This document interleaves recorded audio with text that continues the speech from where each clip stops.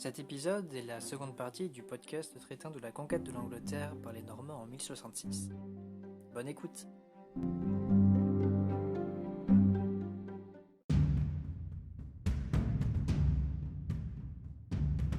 Guillaume de Normandie ne peut pas légitimer seul, face à ses voisins, ses projets d'invasion sur le prétexte d'un parjure.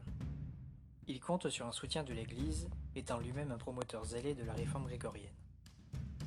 Grâce à l'appui du cardinal Hildebrand, futur Grégoire VII, et du pape Alexandre II, Guillaume obtient la légitimité spirituelle qu'il manquait à son expédition pour allier ses seigneurs normands.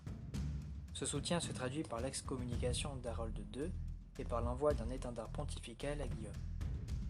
Ce dernier réunit donc une armée de volontaires et de mercenaires venus de Normandie, mais aussi des autres principautés du royaume des Francs, grâce à la participation de son beau-père Baudouin V de Flandre, régent de France alors que le roi Philippe Ier est encore un enfant. Les seigneurs normands et leurs sujets contribuent beaucoup d'un point de vue fiscal et matériel, puisqu'ils ont pour charge de construire la flotte d'invasion nécessaire, ainsi que tout le matériel inhérent à une campagne militaire. Tentes, armureries, habillements, outils, pièces de bois, sans oublier l'entretien des hommes et des chevaux, ainsi massés en Normandie.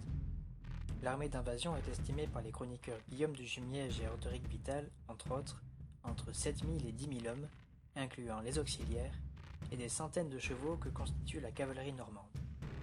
L'historien Jean Dubuc a estimé à 776 le nombre de vaisseaux promis par les vassaux du duc, portant à environ 1 millier de navires d'inspiration viking, la flotte d'invasion. Cette flotte normande traverse la Manche dans la nuit du 28 au 29 septembre 1066, retardée par des semaines de contraintes météorologiques qui ont aussi nui à la mise en défense de l'Angleterre. En effet, la flotte saxonne n'était pas présente pour arrêter l'ennemi. L'armée débarque donc au matin sur la plage de Pevensey dans le Sussex. L'armée normande a su user du paysage pour prendre pied sur l'île. Une baie protégée pour les navires, des vestiges romains pour la défendre plus aisément, et une ville à prendre en otage pour dissuader toute action hostile rapide et assurer un ravitaillement à l'armée. Aussi, les Normands ont amené avec eux des pièces de bois préfabriquées destinées à ériger rapidement des forteresses pour tenir en garnison, en attendant l'arrivée de l'armée anglo-saxonne. L'établissement à côté d'Hastings a permis au duc normand de s'organiser pendant que le roi Harold combat et vainc d'autres ennemis au nord.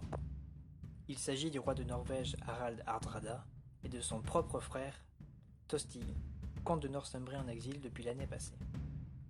La coalition anglo-saxonne et viking est vaincue à York le 20 septembre et à Stamford Bridge le 25. Et Harold impose à son armée une marche forcée de plusieurs centaines de kilomètres pour se porter au contact des Normands, recrutant autant que possible sur la route pour conserver une force armée qui puisse tenir tête. Au 14 octobre, date de la bataille d'Hastings, les estimations numériques penchent en faveur des Saxons. La bataille était remportée durement par les Normands, forts de leur cavalerie, au prix de centaines d'hommes perdus sous les coups des Huscarls saxons. Le point décisif de cet affrontement serré a tout de même été la mort des chefs anglo-saxons Harold II et ses frères.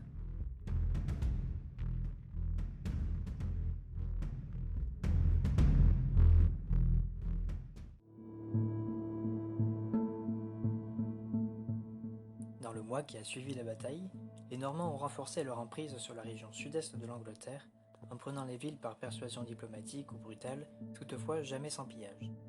Ils y établirent également des garnisons, en tirant profit des ressources terrestres pour entretenir l'armée. Une abbaye a été érigée sur la colline où se tenait l'armée normande à Hastings, baptisée Battle. Cette stagnation de l'armée d'invasion s'explique aussi par la présence de maladies comme la dysenterie. Elle a même atteint le duc Guillaume et a retardé les projets d'avancement des Normands dans les terres anglo-saxonnes. Afin de préserver une force militaire assez conséquente pour continuer la campagne, les Normands ont recruté parmi les populations locales, constituant une force à moitié d'invasion, à moitié de locaux ralliés et affichant une reconnaissance de la légitimité à Guillaume.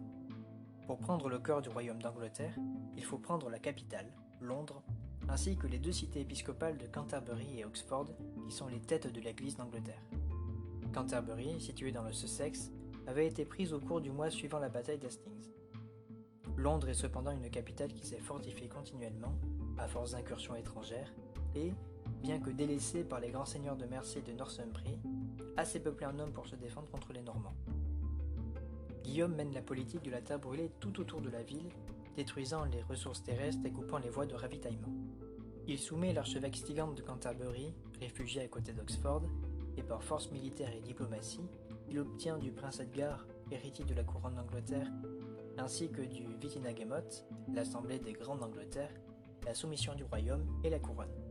Guillaume le Bâtard est couronné dans l'abbaye de Westminster par l'évêque d'York le 25 décembre 1066 et acclamé par les Londoniens.